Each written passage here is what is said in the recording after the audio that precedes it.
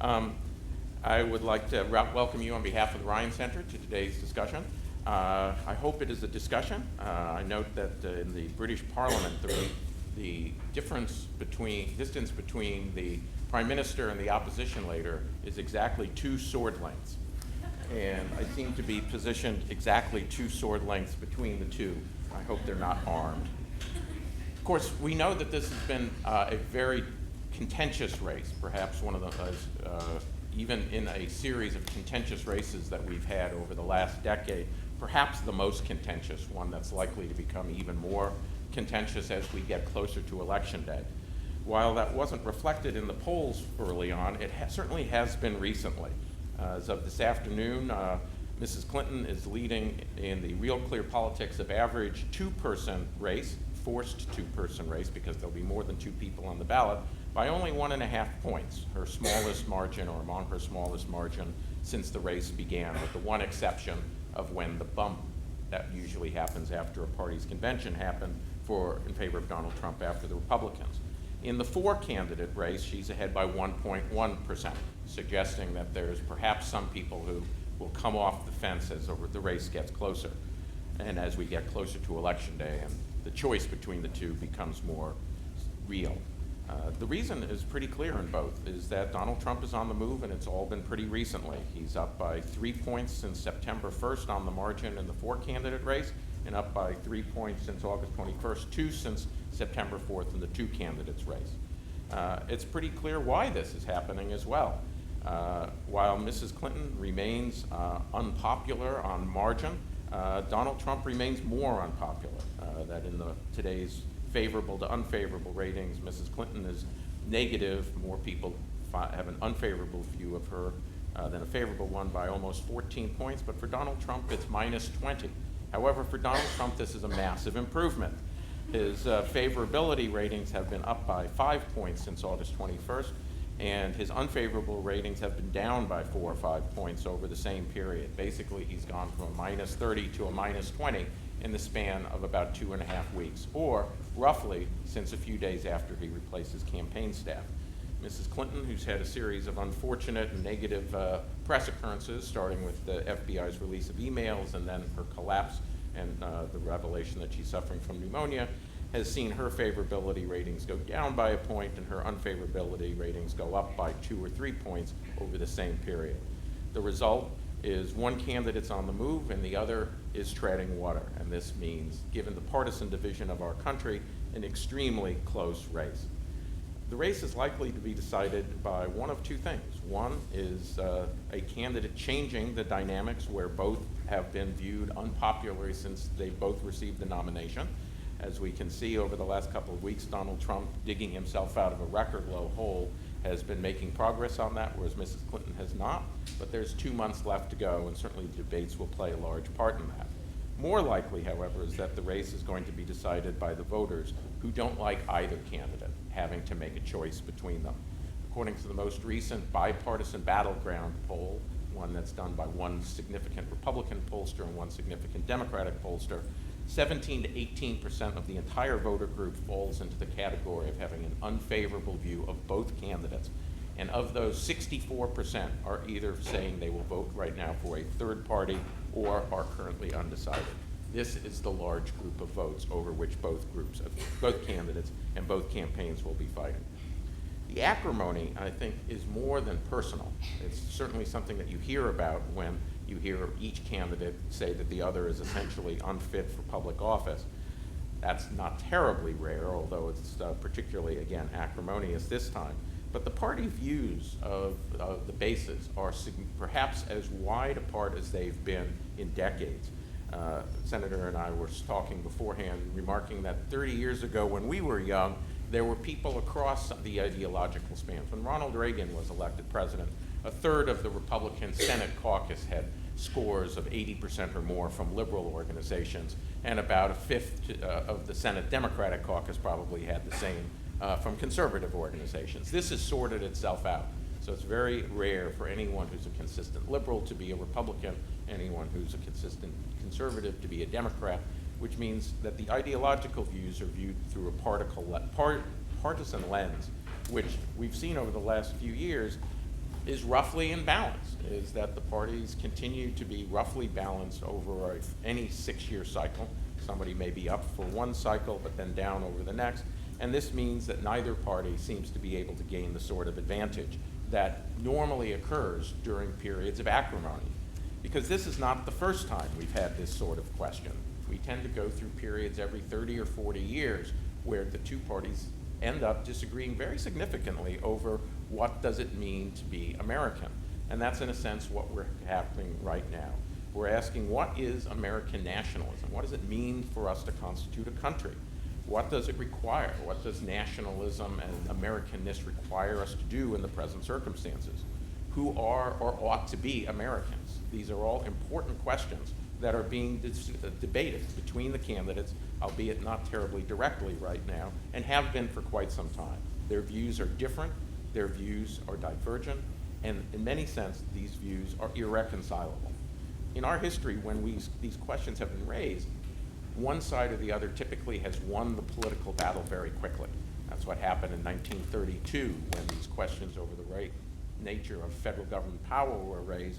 The Democrats under Franklin Roosevelt won 3 successive landslide elections, and for the rest of the next 45 years, the politics of America revolved around the question of how far, how fast to implement the new paradigm, not whether the new paradigm should be implemented.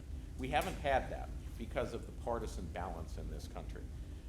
Why that quick victory has failed to happen, arguably for the first time in our modern history, going back over the 40-year cycles, why that has failed to happen in the last decade, why we have this extended partisan balance in which neither side can wreak a victory over the other side, is perhaps the political question of our age. And I hope that we will discuss that in some measure, but the party that asks and answers this question correctly is the one that's likely to achieve the political dominance it seeks and force the other side to accommodate itself to its will. This is Constitution Day, so while I hope we'll be discussing political and policy differences, we also have a reason to be discussing questions over differing interpretations of constitutionalism. And with that in mind, I'd like to turn the mic over to Ken Masugi to make the case for Trump. Hey, thanks very much. Thanks to the Ryan Center, and as you've heard from the discussion of it, it is a nationally eminent and prominent institution, so I hope you take advantage of its presence on the campus here. And its director, Colleen Sheehan, is, I think, the world's finest Madison scholar, and Madison is, of course, the father of our Constitution. I once had the privilege of co-teaching a class with her, not here at Villanova, but as a result, I got the highest teaching evaluations I've ever received, and that's because she never let me speak. And it's good to see again Jack Duty, and I recall meeting him back in '85 or '86 when Villanova won its other national championship, and 3 of the starters on the Villanova team had taken his philosophy of sports course, which I think may have accounted for its triumph. Well, this year he can't claim such a distinction, but as a matter of fact, Chris Jenkins did not throw away his shot. So we're looking good there. Now, I should note I'm not tied in any way to the Trump campaign. In fact, I think this is the very first time I've ever spoken on behalf of a presidential candidate. And I'm going to make some arguments that perhaps they never came up with or they may disapprove of, but they're my arguments. So, now, 2016, as Henry was noting, could shape up to be one of those rare critical or watershed elections where the meaning of fundamental political and philosophic principles is being hashed out. And in fact, in contrast with the blogger Decius, who posted a very interesting, in some ways disturbing article called the Flight 93 election. Just look it up, Flight 93 election. I call this the 8-score minus 4 election.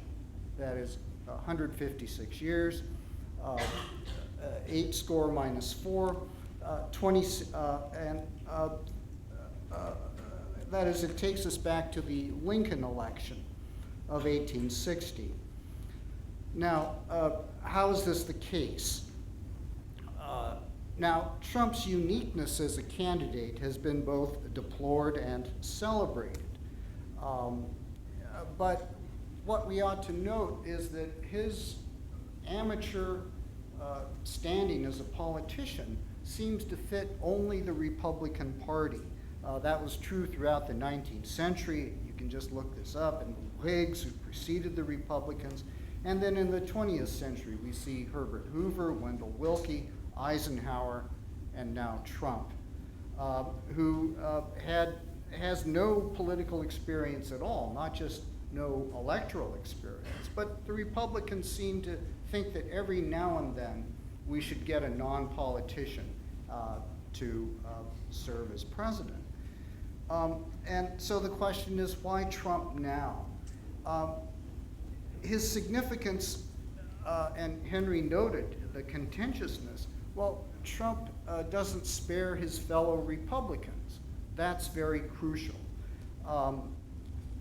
And what this means is that Trump opposes a dying Republican Party, which has not won popular vote majority, with the exception of the Bush election in 2004 for some time. And let me briefly turn to James Madison here.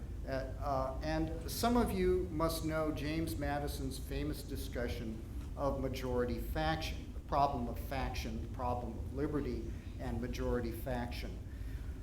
And of course, a political system that prizes freedom can't completely eliminate faction. It can only manage it. And despite Madison's success in making an argument that defended Democratic-Republican government against a stultifying uniformity of opinion, think about political correctness, we here today are governed by a kind of majority faction. And though Trump doesn't use this language, I think that is what he sees. And that majority faction is not comprised of one particular party, but a coalition of parties, a coalition of factions. And they govern under what is known as the administrative state or bureaucratic rule. And in the administrative state, Congress passes shell laws or expressions of sentiment, the Americans with Disabilities Act. And then it's the bureaucracy that gives these acts substance. And that's where the factional element comes in. In vast areas of policy, civil rights, trade, immigration, education, taxation, a bipartisan consensus has worked against the interests and even the rights of disfavored Americans. It's not majority opinion, but masks itself as such. The consensus on free trade in both parties, I think, is a good example. Hillary Clinton shifted. Will it last longer than her cough? It's on the Pacific Trade Pact, how NAFTA remains, though, and we can spell out the fake consensus on a lot of the other issues today. Immigration, which we'll discuss later on, and so on, characterizes both Republican and Democratic administrations. That is the majority faction that those left out of the benefits of, alleged benefits of those policies suffer from and recognize in Donald Trump their voice. All right. Senator. Good afternoon, and thank you for inviting me to this. I'm glad to be here on Constitution Week. The Constitution is very important to me. When I went to law school, I sort of focused on classes with constitutional connotations, and when I had my first child, I named her after my favorite Supreme Court justice, believe it or not. No, her name is Ren. I wanted the name when my son came along, I wanted to name him Marshall, after third grade Marshall, but my wife felt that people would think we were, quote, freaks, so we went in a different direction.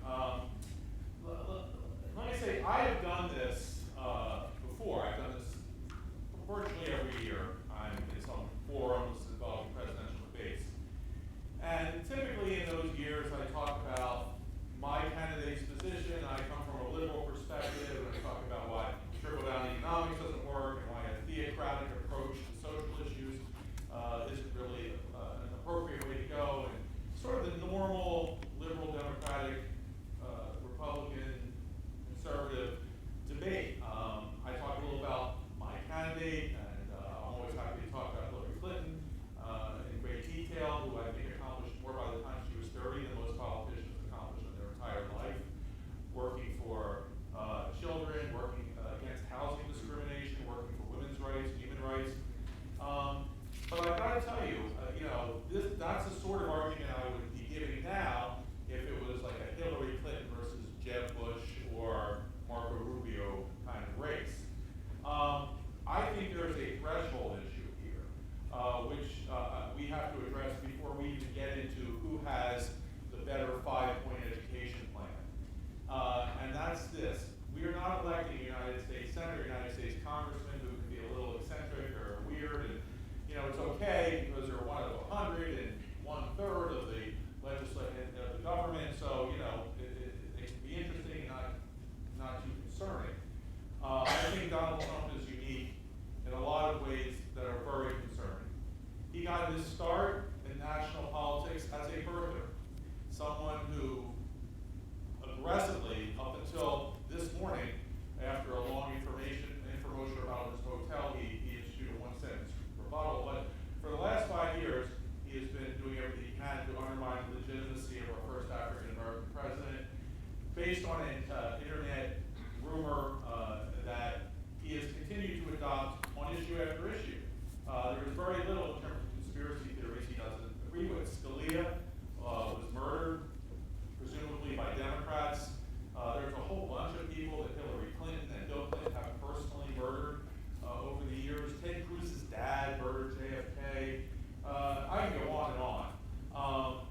He is a person who, at his political rallies, urges his supporters to, quote, beat the crap out of protesters, who is seen yelling, "That guy, throw him out of here, put him on a stretcher. It's freezing outside, take his coat, throw him out." It's hard to imagine Dwight Eisenhower or Franklin Roosevelt doing that. On issues, there's really nothing. He knows very little, if anything, about issues. They know what the nuclear triad is, and issue after issue. You know what his position on healthcare is? He's going to pass a healthcare bill that's going to be tremendous. It's going to be terrific. Everyone's going to love it. It's going to be the classiest healthcare bill you've ever seen. Believe me, that is his position on healthcare. You know what his position on education is?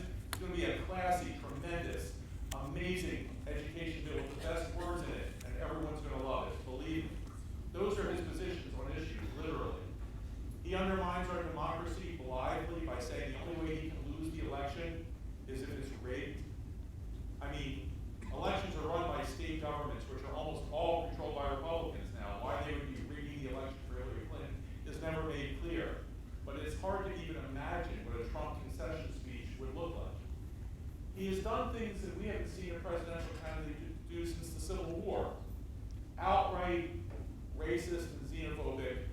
We're used to dog whistles where people send signals to their supporters. He's abandoned the dog whistle. Mexicans are rapists, criminals. Muslims are terrorists. Women are fat pigs and not worth talking to unless they're tens. These are all actual things that he has said. In terms of the Constitution, we've talked about this, the First Amendment, one of the things that I used to teach when I taught college. He wants to, quote, open up the First Amendment. I'm not sure how you do that procedurally, but he wants to do that so we can sue newspapers to write critical stories about him, like Mr. Erdogan and Mr. Putin do. He tweeted recently, there's certain kinds of stories that the press should not be allowed to report. He insults his political opponents every step of the way. Little Marco, lying Ted, crooked Hillary.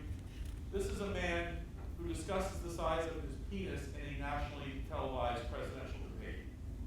From my perspective, the idea of someone who has absolutely no governing experience, whose business experience is littered with, cheating his vendors, creating scams like Trump University, the idea that he should be president of the United States is preposterous. And I think we have to confront that square one before we start debating, who has the better education plan, which I'm happy to do. Just to say a word about how we got here, I think there's a lot of people in this country who are very concerned about demographic changes that are changing the face of this country, and they are concerned that they are no longer going to have a voice.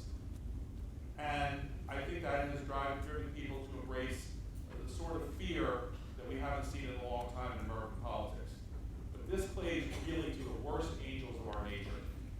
And I think if we elect Donald Trump, we will go into a very, very dark place, especially with him unconstrained by the need to occasionally please his campaign staff by going out and as if he's reading a hostage statement saying, Barack Obama was born in America, goodbye.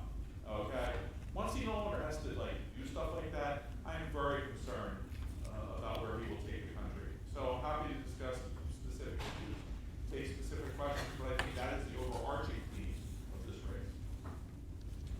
Okay, well, the format we agreed upon was that I'd ask questions based on what the spokespeople said, and I think we have a first question here, which is, to what extent is Donald Trump somebody who fits the idea of a democratic leader under constitutional norms? Ken, I'll give each of you 5 minutes. Make the case that he is, and then you. Here, I think it's not as though Trump votes the Federalist or Lincoln, as I'm going into now, but that his approach to politics follows themes that our greatest political thinkers,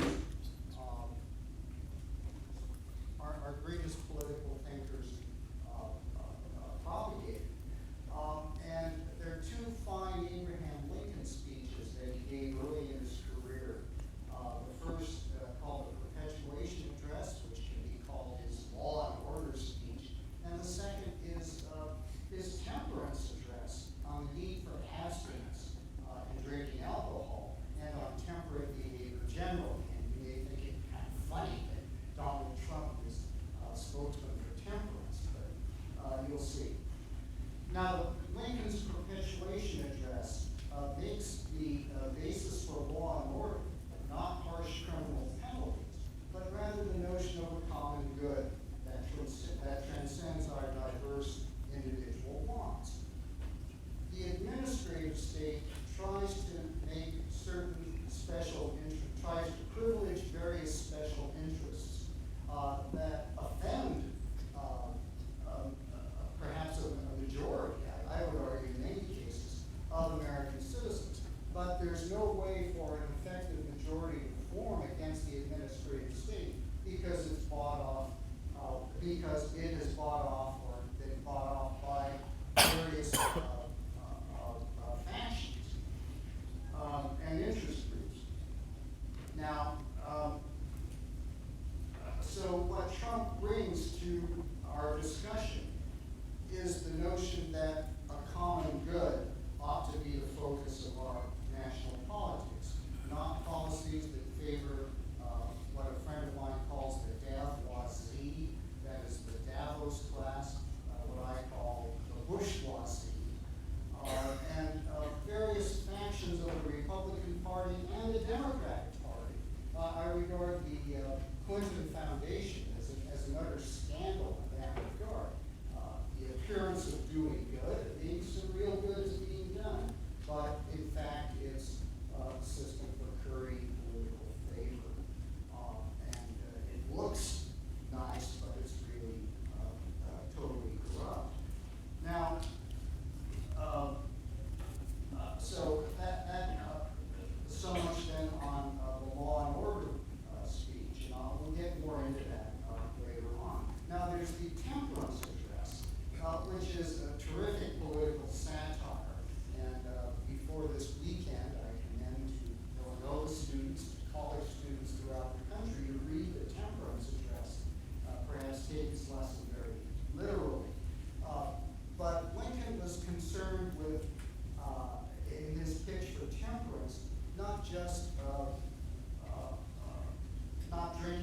much alcohol and getting drunk on alcohol, but rather getting drunk on political power. That's a much worse evil, getting drunk on power than getting drunk on alcohol. And that's what we have here in both parties. I think they're drunks on power. I think the best example of moderation in politics, temperance, is in our foreign policy. The Iraq War, the war in Libya, which Hillary has direct responsibility for. One thing, since we're interested in legal issues, Hillary Clinton's legal counselor in the State Department was the former dean of Yale Law School, a guy by the name of Harold Koch, K-O-H. You can look up his testimony. He made this insane argument before the Senate Foreign Relations Committee. He said that bombing Libya, American planes bombing Libya, did not bring in the War Powers Resolution because those planes bombing Libya did not constitute hostilities. Why? Because the Libyans had no way of shooting the planes down. Well, what this crazy argument means is that an American B-52 that dropped a nuclear bomb on Tripoli would not constitute hostilities because there is no way the Libyans could shoot down the B-52. But that was Harold Koch's argument. You can Google it while the senators speak. So the madness has to end in this immoderate foreign policy that has been conducted by Bush, approved by Clinton, carried out by Clinton. Right. Thank you. Professor, my distinguished opponent is obviously a very intelligent man. I do, however, think that he cannot transfer his intelligence to Donald Trump. I mean, to put Donald Trump, talk about how his thought process sort of tracks Lincoln's thought process is a little absurd. I mean, Donald Trump has bragged about never having read a book. Donald Trump only talks about one book other than The Art of the Deal, which is the Bible, when he speaks to evangelical groups and talks about tremendous book, great, all the best words are in that book. And so I'm not sure anything Donald Trump says would rise to the level of a philosophy. I would, however, say that in terms of his respect for constitutional government, we do have some clues. We have, for example, the people who he admires. Very open about admiring Vladimir Putin and Kim Jong-un. Why? Because they're strong leaders. They have high approval ratings. I think Kim Jong-un's latest approval rating was 103%, which is, you really got to deliver for your constituents to get that. Vladimir Putin has journalists killed who write things about him he doesn't like. By the way, Donald Trump, if you ever saw him at Trump rallies, they're like professional wrestling for politicians. It's just amazing. But one of the things Trump does at every rally, he points to the reporters in the back. These are the scum. These are the scummiest people, the most despicable, horrible people. Another very presidential thing. I think that Harry Truman used to do that a lot. So he admires, he calls journalists scum and liars, and then he admires someone who kills journalists who write things that he doesn't like, or doesn't have journalists at all, like Kim Jong-un. Now, how does this translate to American policy, his love of these dictatorial strongmen?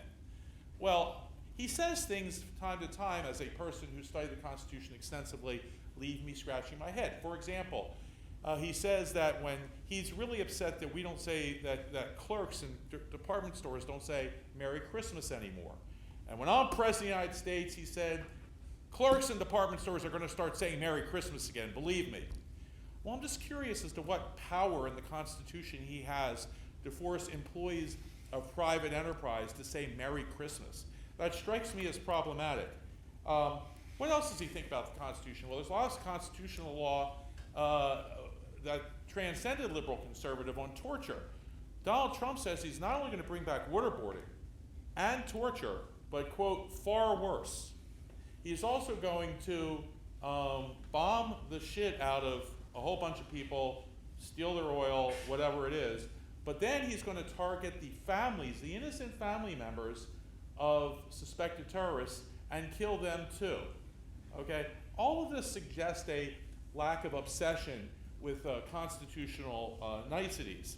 Obviously his ban on Muslims is constitutionally problematic under pretty much the entire Constitution, and his force that he talked about creating.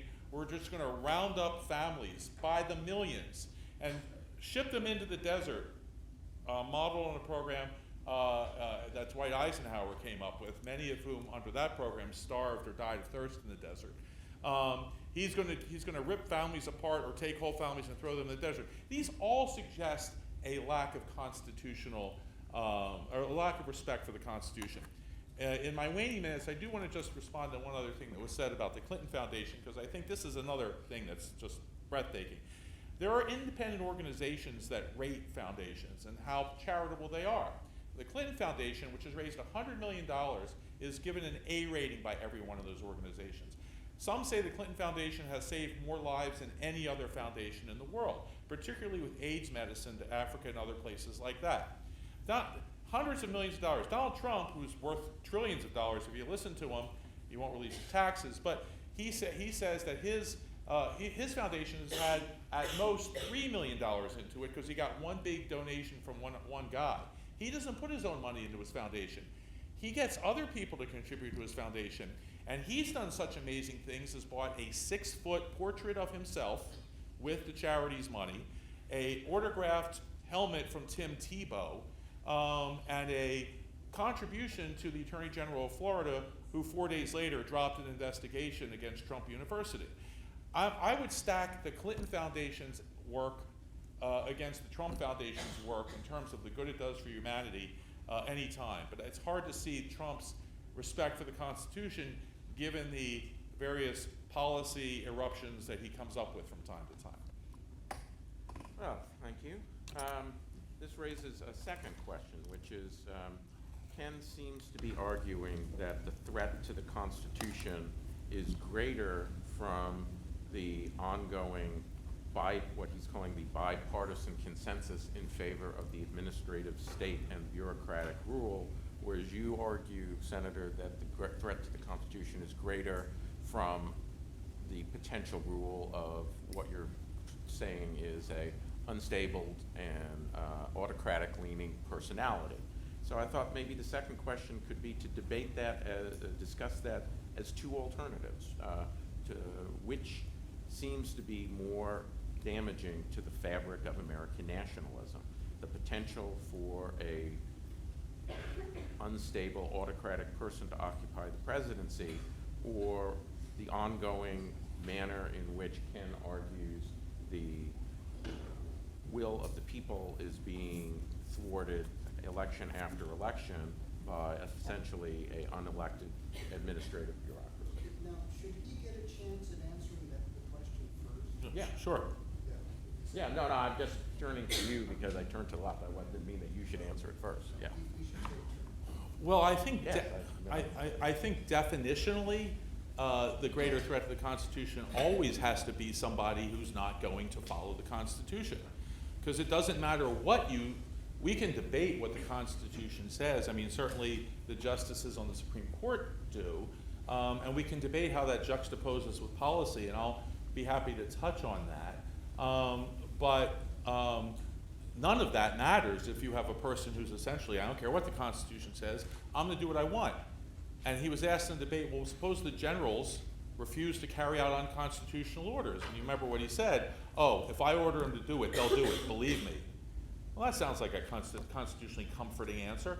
I mean, he could just replace all the generals with people who will agree with him, General Flynn and others who will just do whatever he wants.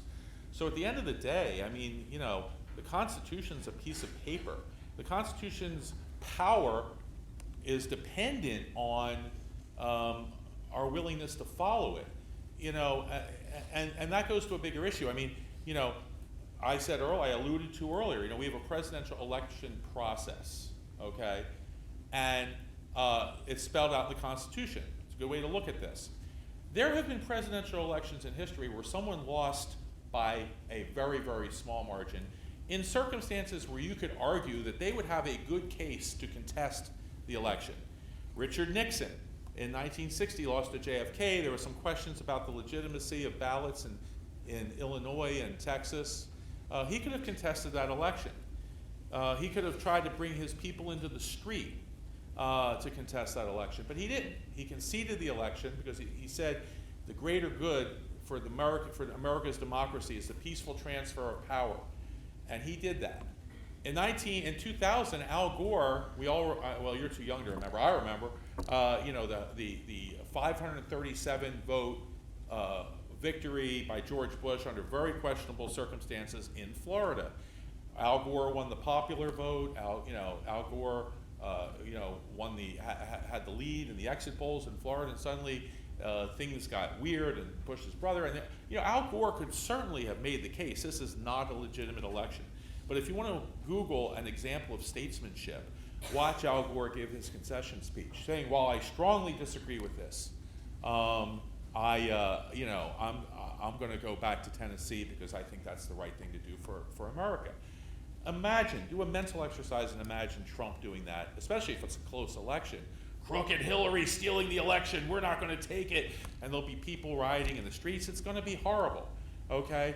So a person like that in charge of the nuclear codes, but more than that, the military, the police force, all of that has got to be a bigger threat than anything in the Constitution. A lot of these disagreements are policy disagreements. I mean, I don't think that there has been a bipartisan consensus on almost anything in the last few years, and we've had these battles. We have a government that's in gridlock now because of gerrymandering and because of a bunch of other things, abuse of the rules, and so not a lot gets done, but we've had very big fights, and we've had very big fights in the courts, and we have 5-4 decisions. I don't see some consensus that shuts out people. I do see political problems like gerrymandering that do shut people out, and we have to address those. But in terms of, the only way the Constitution matters is if people in power agree to respect and abide by it. There is nothing in Donald Trump's history, his character, his present statements, his demeanor, his temperament, which is the best temperament in the world, as he says. By the way, he's also the least racist person in the world. He made that clear again today. The least racist. All his black friends say to him, "Donald, you're the least racist person in the world." It's amazing. I have many African American friends. No one ever said that to me. I don't know what I'm doing wrong. But in any event, if you have a person who's not going to respect that, it doesn't matter what, none of the other stuff matters. And so I think obviously that's the bigger threat, and it's a unique threat. I would not be making this case. I would not be voting for Jeb Bush for ideological reasons. But if he were the nominee, I would not be saying that he is a threat to an existential threat to our constitutional form of government the way Donald Trump is.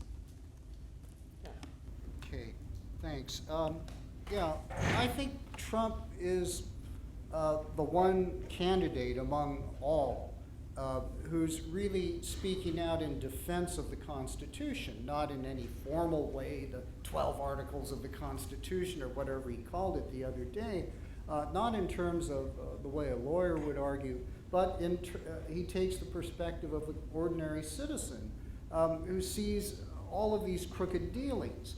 Obviously the Trump Foundation, the Clinton Foundation are two different things, because Clinton Foundation, you're dealing with government leaders who make these donations.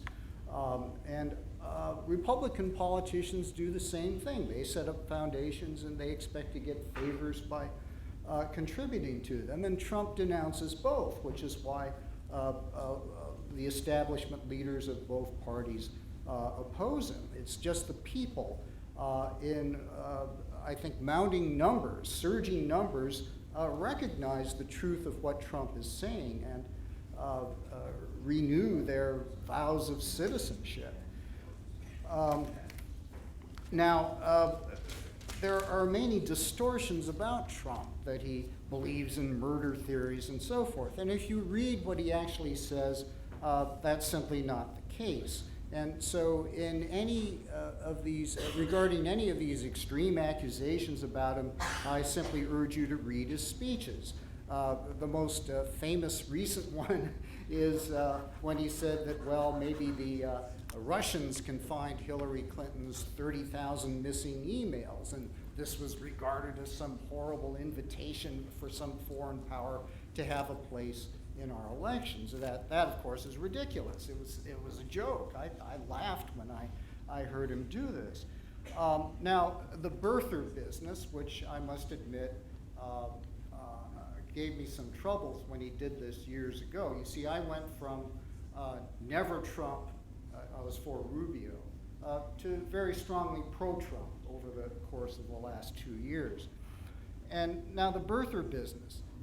I think Hillary Clinton back in 2008 started this, right, with accusations. I mean, she had surrogates say, well, Obama isn't black enough because he's African and not a black American descended from slaves. The other aspect of that is this. When did the birther argument go away? I mean, I never believed it, but when did it go away? Well, it's when Obama produced his birth certificate, right? Now, when did he do that? Well, it was well into his presidency. So I think what Obama did was to withhold that issuing his birth certificate, providing it, because he did not, because he wanted people on the right to look stupid in promoting this birther thesis. And that was terribly irresponsible on Obama's part, is when he was elected president, he should have governed as though he were president of all the people, but he didn't. He kept up these partisan digs, these attempts to divide his opposition, and he could have ended this birther business far more quickly than he did. Now,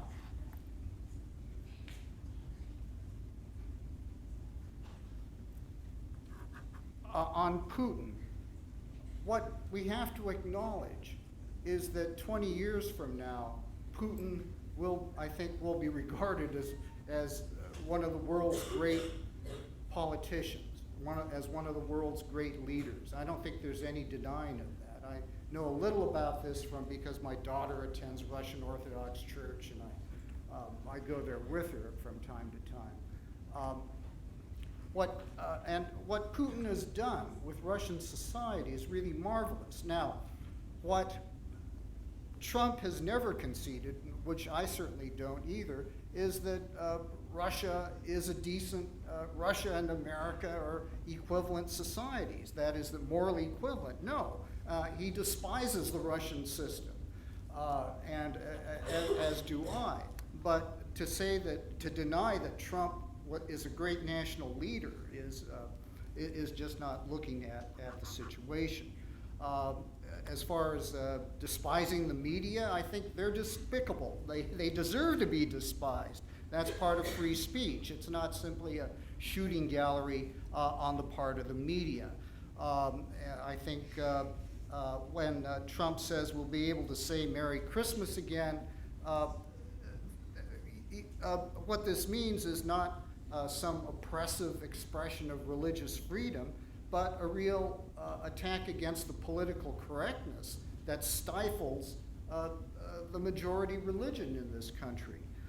And the terrifying thing about the left on this issue is that they want to reduce religious liberty to freedom of worship. They had freedom of worship in the old Soviet Union, right? You could do whatever you want within the walls of a church or religious institution. And what Trump is defending is religious liberty. You can express your religious views in thought and action outside the walls of the church. Okay. I'd like to just turn from the personalities to the policy in our last question, which is Ken referred to the common good as being the basis of Donald Trump's political appeal or political policy statements.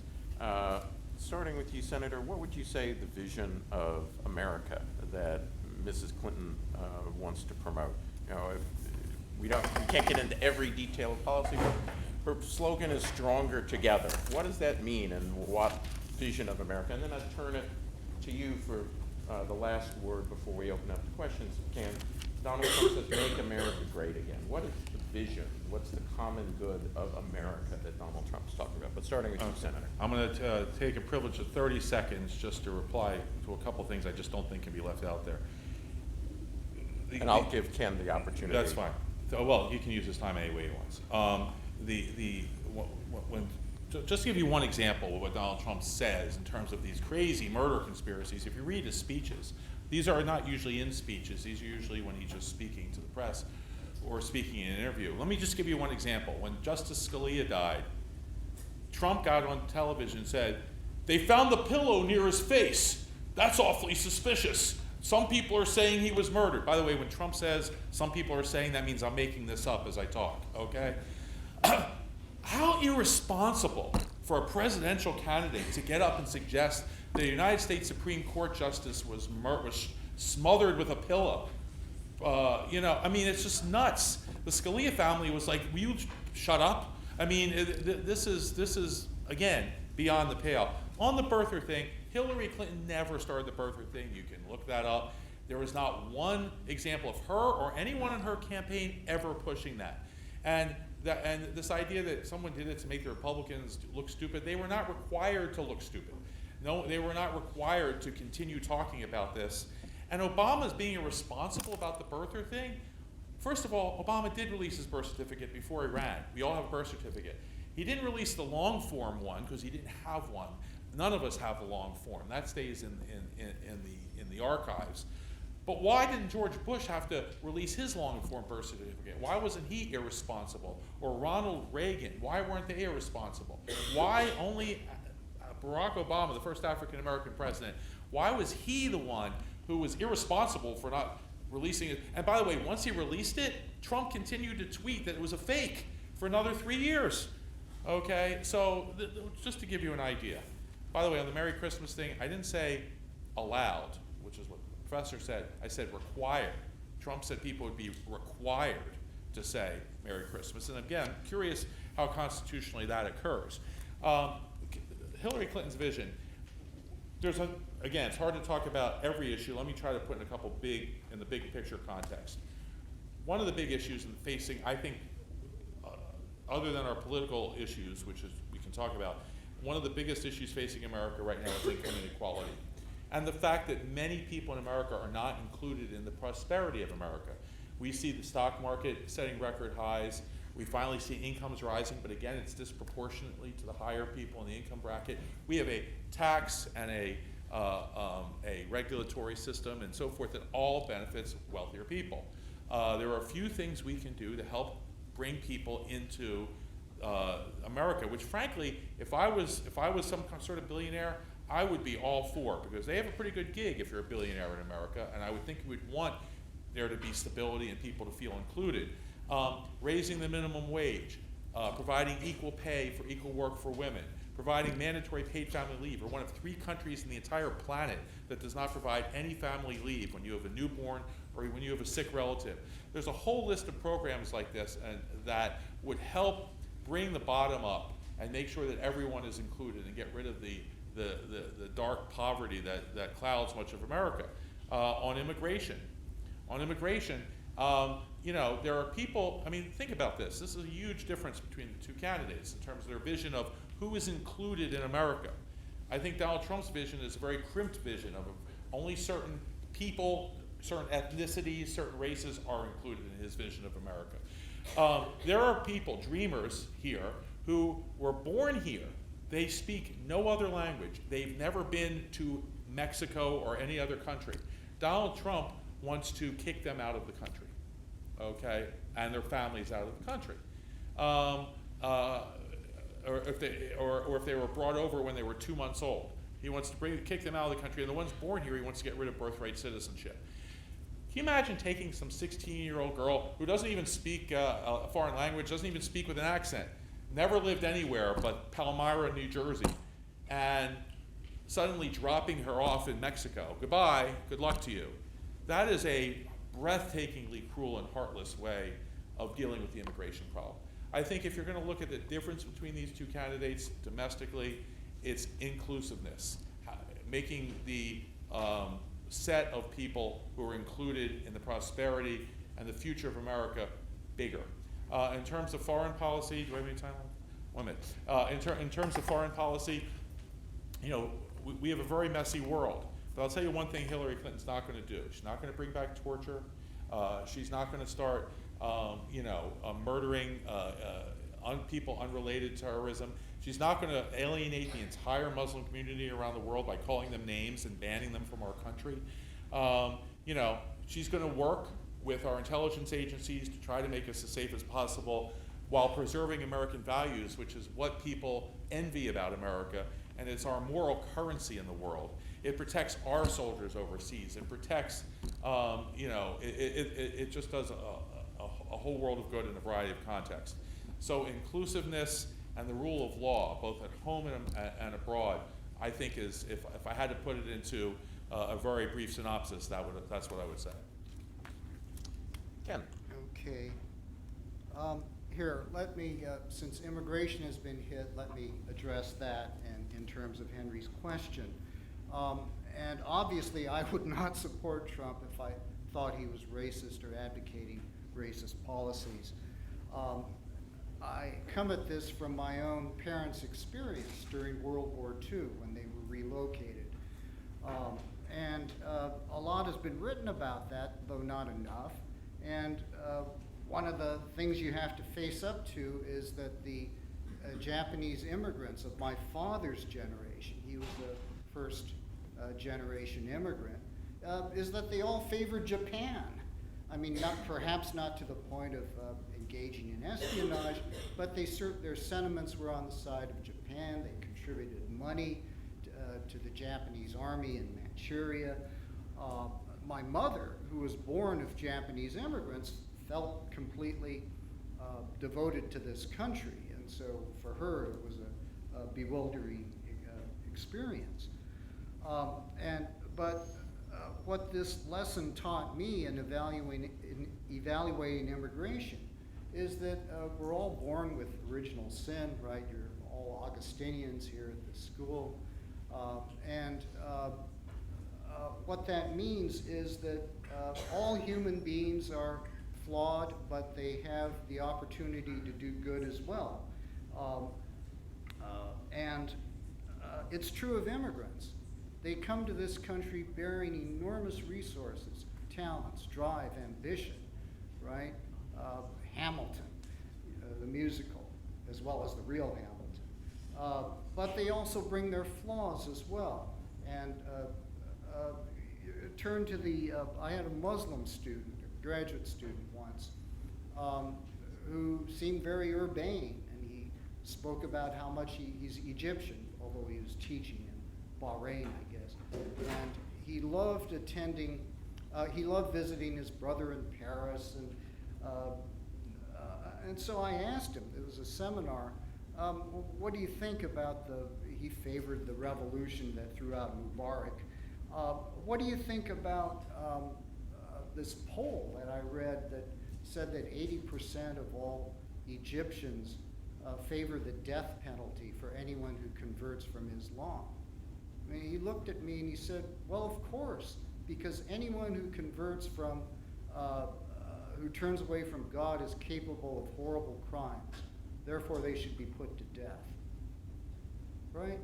Now, in opening our borders to people from the Middle East, right, overwhelmingly Muslim, people who have been taught to hate Israel, who've been taught all sorts of teachings about women, including genital mutilation, who've been taught all sorts of things about sexual relations and so forth. why would you, if you suddenly said that a major segment of the population would be converted to these views, you would find this horrible. And yet, Hillary Clinton and the Democratic Party want to import people who are going to go in this direction. And it just makes absolutely no sense. It just defies common sense. It's a sort of immoderate, intemperate form of moralism, I guess, or cynical political calculation. They simply want their votes. And the opposition to this, I think, crazy policy is regarded as immoral. Well, this is the effect of political correctness on our society. Now, I'll give, and the way we speak, on the media, the standards it imposes, and I'll give Hillary Clinton this much. As Secretary of State, she gave a very impressive speech on civil society. One big flaw in it, however, was that it was silent on religion. She had to be silent on religion because of the problem that Islam raises when it's in political power. Now, I think Trump is the only person who can unite America. And he can unite it. I'll just read very briefly one paragraph from his speech on immigration he gave after visiting the president of Mexico. "We will treat everyone living or residing in our country with dignity. We will be fair, just, and compassionate to all, but our greatest compassion must be for American citizens." So there's no talk about mass deportation. In fact, if you read the whole speech, and he was criticized by some conservatives because of this, his policy tacks rather closely to Obama's stated policy on immigrants.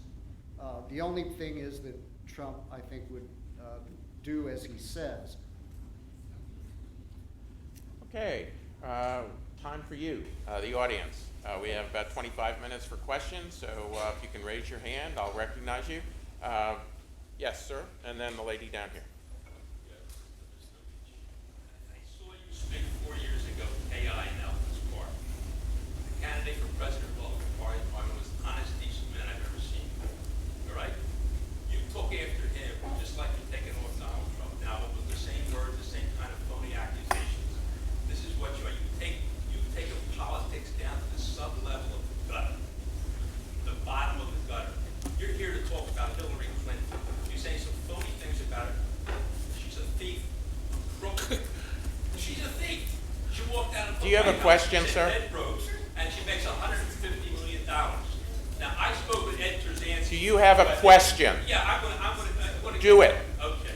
Ed Terzansky said that Hillary Clinton broke many laws. She spent 30 years in prison. Any other person she's in jail. You're supposed to be a lawyer. You tell me how she could beat that. Okay. And he's a man in the CIA, and Governor and General Hayden said the same thing 2 weeks before at the Philadelphia Library. You're smart. Well, if I can answer that question. I don't think so. I'm not saying I'm the smartest person in the world. Turns out I'm third. Let me say this, and I always like to start with an unhinged question. It kind of sets the tone. But no, you had your chance to talk. You had your chance to talk. Yeah, it's not you weren't invited to be in this event.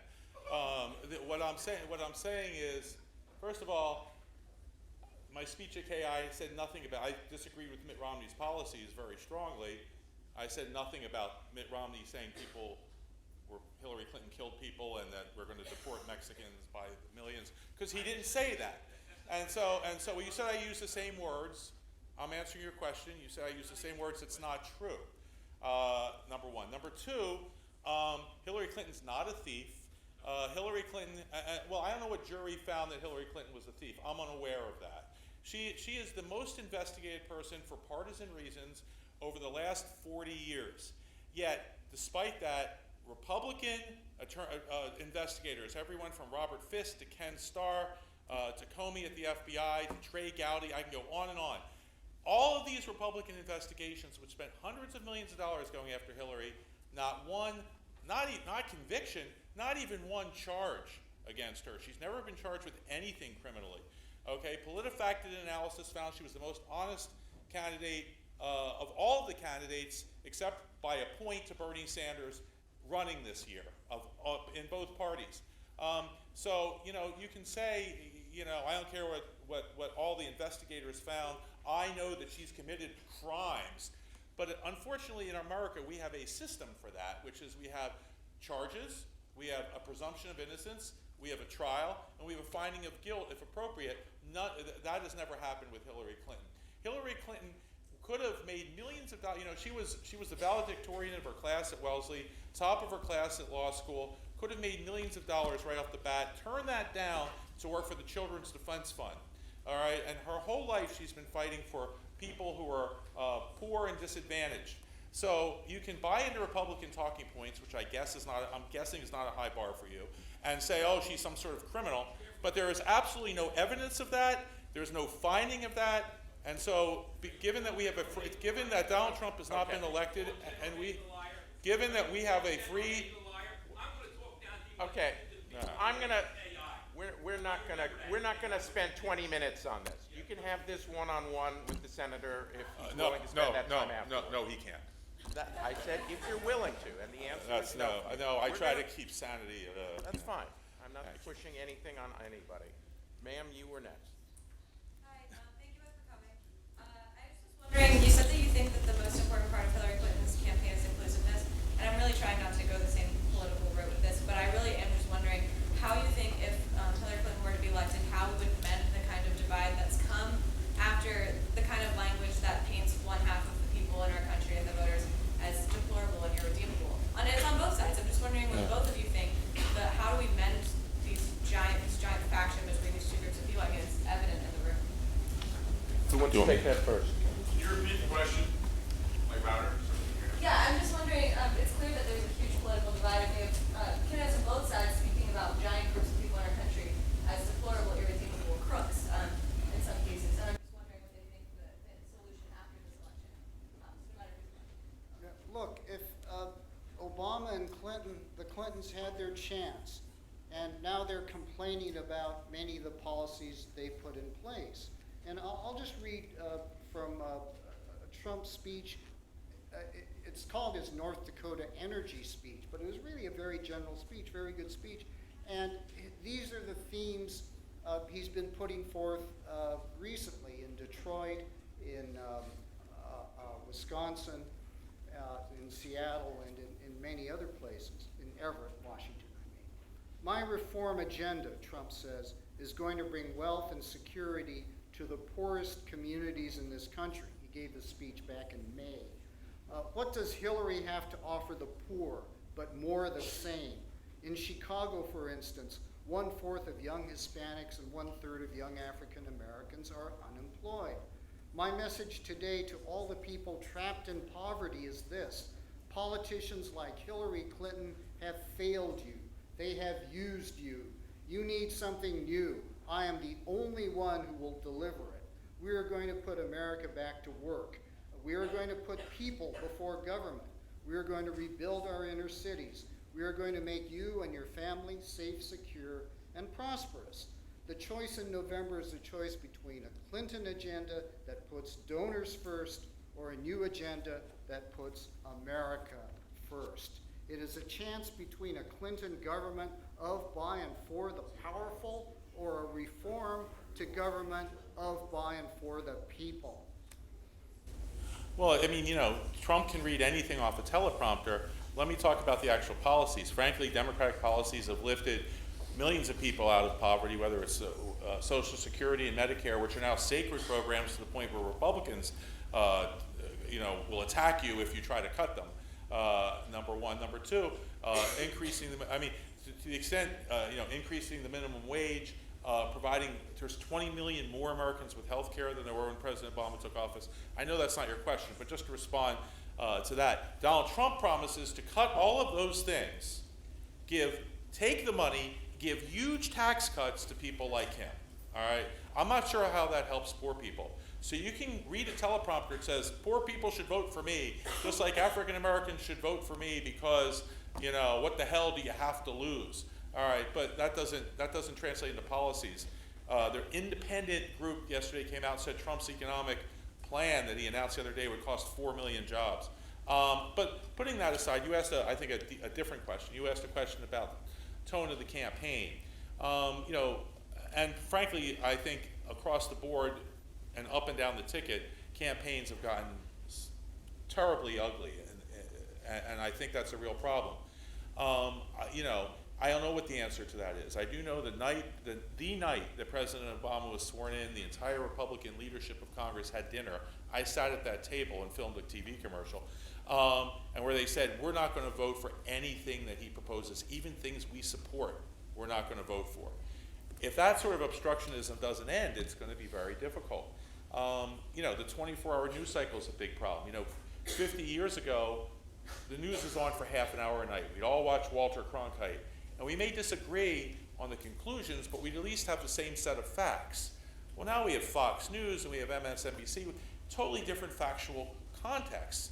And you have to fill the time, so the only thing that gets ratings is people screaming at each other. So there are problems that go beyond this election in terms of the tenor of our politics that we have to find some way to address, but it's very difficult because the money all is in conflict. And so it's very difficult to find reasoned discussion, except for places like C-SPAN and NPR, which no one listens to. So it is that is a real problem. Okay, question. Yes, sir, and then you. This question is directed specifically towards you. Now, it seems that the premise of your argument, or most of your argument for Trump, is that Mr. Trump opposes the administrative state, which, according to you, undercuts our constitutional order in some way. I would like to ask, what is it about Mr. Trump that you believe specifically rolls back or would offer to roll back or undercut the administrative state, which you deem to be a threat to the Constitution? Yeah, that's a great question. Thank you. The problem of the administrative state is it's not based on the consent of the governed, is that it cuts out the people and it puts power into the hands of so-called experts, academics, career bureaucrats, lawyers, right? You know Tocqueville's description of American lawyers as our aristocracy. Well, they become our oligarchy.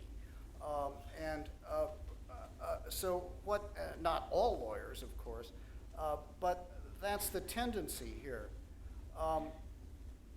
And what the administrative state does is that it stifles any action in Congress. Why can't the House use its budgetary powers to cut programs that people generally disapprove of?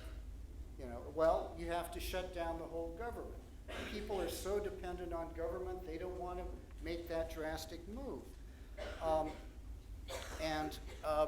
So what you need, I think what the American people need is someone who's completely outside the system, right? Who's not been corrupted by the politics of the Republican Party and the Democratic Party, and someone who's made his fame on another basis. I've never seen any of Trump's TV shows, so I don't know what he's, Omarosa or any of these other characters.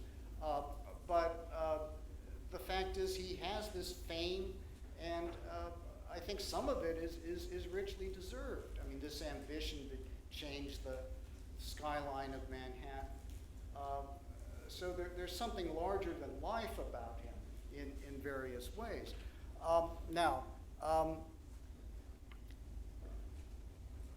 What politicians have promised, if you like your plan, you can keep it, right? If you like your plan, you can keep it. And people are being let down. What Trump is saying is that if you keep supporting politicians in the party who said, who keep letting you down, you're going to get, as he says, you're going to get let down for the rest of your life, right? And that's the threat to democracy. Can I just respond briefly to that? Just Sure. to say, I mean, the idea that this idea that we should elect someone outside the system as president of the United States, someone who's absolutely no governing experience and has very sketchy business experience, seems to me to be a bad idea. No one would go into a hospital and say, I need an operation. Please, I don't want a professional surgeon. I want someone who dabbles in it from time to time. All right, no one would make that. It's only leading the free world, controlling the nuclear codes, and governing the entire federal government that we want someone who has absolutely no experience. If you ask Donald Trump to name 6 federal departments, talk about the administrative state, I'm quite sure he couldn't do that. And it's not that Donald Trump didn't know anything about policy, because you don't have to do what he did for a living, but the fact that he has shown no interest in learning it. Okay, it's sort of like the Sarah Palin thing. Like, I don't know anything, I don't want to know anything. Knowing stuff is for liberals. It's somehow bad. I think that is very troubling. A very troubling aspect of Mr. Trump. When he has 2 sentences on every policy. You ask him details. I mean, just building the wall. Okay, and one thing. So, someone once asked him, "What about there would be huge environmental catastrophic consequences to that?" Okay, someone asked it. He looked at them like they had 3 heads. What about the environmental consequences of building this wall? And Trump was just like, "We're gonna keep them out." I mean, is that the level of thought we want in the president of the United States? Yes. Well, that's crazy. Okay, sir. So I just have a question about the economic plan of each candidate. So could I ask one panelist and then ask a different question, more specific to the other candidate's plan to the other panelist? We have 10 minutes. Can you ask one question that they can both answer? All right. I'll just ask the senator then. So, having read both the candidates' plans, they both propose lowering taxes for the lower income strata. But my question is, Clinton's plan is projected to increase inflation through higher costs of production for businesses and also decrease employment. So my question is, basically, how do you reconcile that with the thought of increasing wealth in general? Well, no, first of all, her plan. First of all, I don't know where you read Donald Trump's plan, because it didn't exist, and maybe since he gave the speech the night before last. It's not been on his website. There is no plan. The only plan is his immigration plan on his website. And so I don't know where you read that. But in terms of Hillary Clinton's plan, her plan does not call for increasing inflation. It does not call for anything like that. Even if it would do that, I don't know why she would call for that. Yeah? To be more specific, the plan doesn't call for increasing it intentionally. It would be an effect of the policies proposed in the plan. Well, that's not. I don't know what policy would have that effect. Increasing the minimum wage would be one. Historically, increasing the minimum wage is not inflationary. It's gone up about 14 times since it was first enacted. 12 times there was no spike in inflation at all. Keep in mind, labor costs of minimum wage workers is a tiny percentage of the federal of the total labor cost of industry generally in America, and it increases demand, which is anti-inflationary. So there's no evidence that would increase inflation. Even if it did marginally increase, there was a great Republican president named Benjamin Harrison who said, "I pity the person who wants a coat so cheap that the people who made the coat have to starve." And even if we had to pay an extra dime for a Big Mac, it seems like it'd be worth it so people didn't have to live in horrible poverty, A. And B, the other thing about not raising the minimum wage is it costs you money because people then go on to government programs. Famously, McDonald's had on a website helpful hints to their employees on how to sign up for food stamps. Now, why should McDonald's, a multi-billion-dollar corporation, be able to outsource paying its workers a living wage to you, the taxpayer? That seems like a bad idea. Yeah, just very briefly on that. I said yes to Senator's suggestion here. It's because in presidential debates, campaigns, you really can't come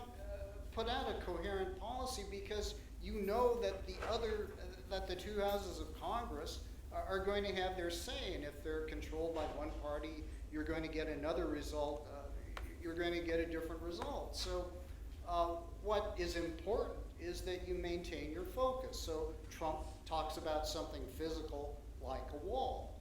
And what that stands for is a specific direction to policy, right? All right, question. Yes, sir. Senator, on a more specific note, could you talk about Hillary's plan for foreign policy regarding Syria should the ceasefire there fail as it has in the past? Yeah, no, first of all, Syria, I've heard of Aleppo, but Syria is, a extremely complicated situation. Hillary's made it clear we're not going to put ground troops there because that would be a quagmire. There may be, we may cooperate in things like no-fly zones to stop the barrel bombing of civilians by the Assad regime. Is this a... Yeah, but I mean, like, with that being, do you think, one, that she would actually go through the no-fly zone, and two, do you think that would be opposing, say, the Russian Air Force? Well, I mean, again, I said cooperating in a no-fly zone. That would have to be, there'd have to be rules of engagement worked out there. That may or may not be possible. There's a million moving pieces here.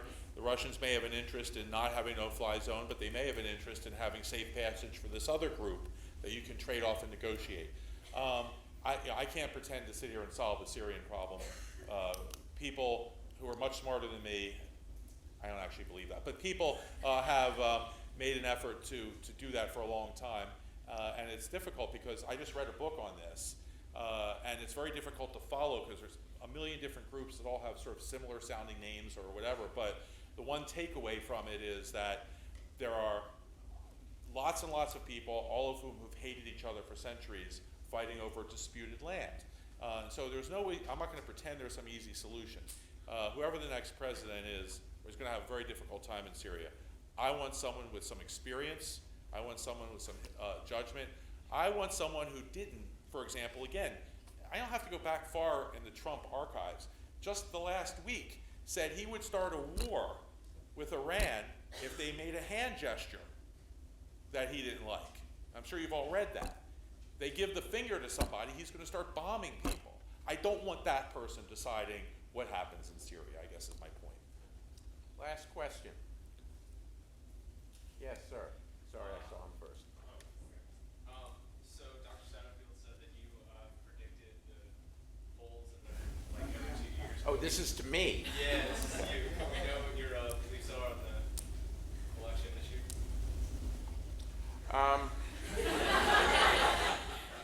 No one, okay, this is on.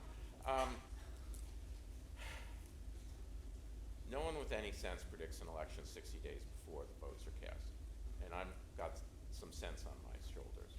The Democratic Party has about a 4 or 5 point national lead in terms of its voter adherence. There's very little evidence to suggest that Donald Trump has to date put together an effort to overcome that. In order to win, he's going to have to continue to increase his favorable ratings and get people who have not liked him for a year and a half to start to like him. It's quite a challenge. I'm not saying it's not possible. Clearly the last couple of weeks suggest it is possible, and there could always be intervening events. But if forced to bet, I would bet on Hillary Clinton, but the prudent call is to see how things develop. But the underlying dynamics of American politics favors a competent Democrat over a competent Republican, even with the unusual voter adherent loyalty that Donald Trump is getting among normally partisan independents. Yeah, I think we have time for a 1-minute closing statement from each of you. Why don't we let you end since you started, Senator? 1 minute. Sure. Without rehashing everything that's been said so far, I would just urge everyone, whatever your proclivities, just take the election very seriously. This is, the person who wins this election is going to pick definitely the deciding vote on the Supreme Court and then probably some additional Supreme Court justices. they're definitely going to confront foreign policy crises that have the potential to metastasize into wider conflicts. There are going to be amazing problems with the consequences in people's lives that we have to deal with. So I urge people to take it seriously, and one of the ways I think people can take it seriously, this is just my view, and not everyone agrees with it, is, I think voting for people who cannot possibly win may feel good, but at the end of the day, it does not help anyone who's living in poverty. It doesn't help make us safer. It doesn't do any of those things. From my perspective, if you're not voting for Hillary Clinton, you're voting for Donald Trump. Now, if you like Donald Trump, then you should vote for him. Voting for Gary Johnson or something like that first of all, neither Gary Johnson or Jill Stein has any qualifications to be president of the United States. But beyond that, they're not going to be president of the United States. One of these two people is, and I say, the future of you, your children, this planet, we haven't talked about the environment, a whole bunch of other issues, is really at stake here. So I just urge people to take this very, very seriously and vote accordingly. Yeah. Okay, here, I'm going to conclude just by reading a quote from Alexander Hamilton. At the very end of Federalist 11, since this is Constitution, we're celebrating the Constitution. The world may politically as well as geographically be divided into four parts, each having a distinct set of interests. Unhappily for the other three, Europe, by her arms and by her negotiations, by force and by fraud, has in different degrees extended her dominion over them all. Africa, Asia, and America have successively felt her domination. The superiority she, that is Europe, has long maintained has tempted her to plume herself as the mistress of the world and to consider the rest of mankind as created for her benefit.